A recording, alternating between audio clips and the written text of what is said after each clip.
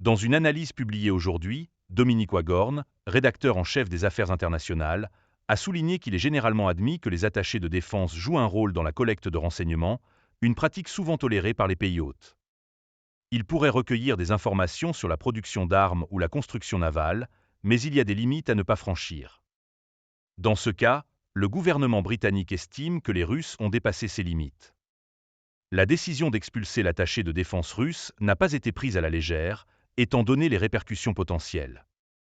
Dans leur rôle officiel, les attachés de défense sont essentiels pour maintenir la communication avec les pays hôtes, aidant à éviter les malentendus qui pourraient conduire à des conflits dangereux. La perte de l'attaché de défense russe à Londres prive le Royaume-Uni d'un canal de communication crucial à un moment où la clarté et la compréhension sont essentielles pour éviter tout conflit supplémentaire. Cela est loin d'être idéal en temps de guerre. Waghorn a également mis en lumière l'incertitude entourant la question de savoir si ces expulsions sont directement liées aux actions des attachés russes impliqués, ou si elles représentent un autre chapitre du conflit diplomatique en cours entre le Royaume-Uni et la Russie. Bien que le Royaume-Uni ait sans aucun doute affaibli les capacités de collecte de renseignements de la Russie, ces mesures affecteront également la capacité du Royaume-Uni à anticiper et prévenir les escalades potentielles.